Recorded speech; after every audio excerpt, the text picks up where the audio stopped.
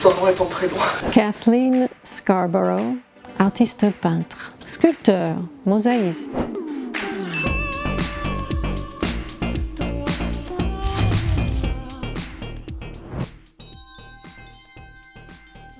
Je pense que ce qui pourrait caractériser mon enfance, c'est quelque chose que j'ai compris plus tard, mais pendant que j'étais enfant, je ne le voyais pas. Et donc, j'ai eu cette capacité enfant de me plonger à 100% dans l'activité du moment. Pour moi, on passe des années à devenir grande, et puis après, on passe des années à redevenir l'enfant qu'on est vraiment. Est-ce qu'il y a vraiment des adultes sur cette terre? J'avais une mère qui adorait les fleurs et un père pianiste. Mon père était comme ça, il aimait la musique, ma mère était comme ça, elle aimait la couleur et les fleurs. Et du coup, moi j'étais dedans à aimer ces choses-là aussi. Puis finalement, j'ai eu une conversation avec mon père et j'ai dit, mais c'est ça que j'ai envie de faire, j'ai envie de peindre. Je l'ai vu penser, après tout, moi aussi j'ai toujours fait ce que je voulais. Et puis assez facilement, ils m'ont autorisé à suivre mes rêves. Mais ce qu'il y avait de bien avec la peinture, et ce que j'apprécie toujours, c'est qu'on le fait seul. Même si je suis très sociable, j'aime bien le monde, j'aime bien les gens, mais j'aime bien travailler seul. Je voulais être peintre, je voulais vivre de mon pinceau, je l'ai fait. Je dirais que l'artiste a un rôle qui est plus ou moins oublié et qu'il n'y a qu'en retrouvant ce rôle qu'il trouvera sa place dans cette société. Et quel est mon message ? Et c'est pour qui ce message? Pour moi, la peinture, elle s'accroche à ce qui est important pour l'être humain. Au fond de soi-même, il y a des choses qui sont très importantes. Il faut savoir quelles sont ces choses. La beauté de l'être humain, sa joie de vivre et son espoir, ça c'est à la base de mon travail. C'est hyper important pour moi. J'ai des choses à dire, mais je n'oublie jamais la personne à qui je m'adresse.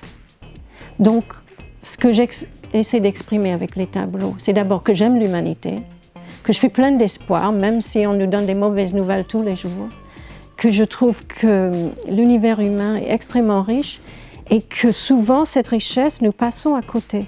Je prends la personne dans sa réalité et dans sa beauté naturelle, parce que la plupart des gens ont une beauté naturelle. Donc, j'essaie de capter ça et en même temps, j'ai créé autour de cette personne un univers où le réel, l'irréel, le rêve, le passé, le futur, ça navigue autour de la personne et c'est ça la base de mes compositions. J'aime la vie, j'aime les gens, j'aime la nature. J'ai rencontré trop tôt dans la vie un véritable maître de peinture, j'avais 19 ans. Je rencontre un deuxième maître à Paris, c'est un maître de méditation indien. Et là, la fascination de l'Inde a commencé. Elle porte de très belles couleurs, elle porte de drapés magnifiques.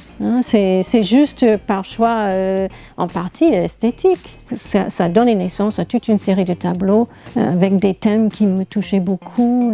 La relation entre les gens et la nature, comment la végétation et l'architecture s'entremêlaient. Moi, mon rôle, le rôle que je me suis choisi, c'est d'exprimer ce que je peux sur une culture qui est différente de la mienne. Et voir si, en faisant ça, les gens ressentent quelque chose. J'ai vraiment créé une façon de fonctionner qui est tout à fait particulière et personnelle, qui est basée sur ce principe-là. Je peins jusqu'il n'y a plus de lumière. Voilà. C'est pas très excitant vu de l'extérieur, mais moi, ça me comble. Les petits efforts de chacun, c'est ça qui change le monde.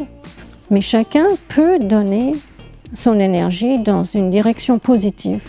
Quand il y a énormément de gens qui font ça, ça peut changer le monde.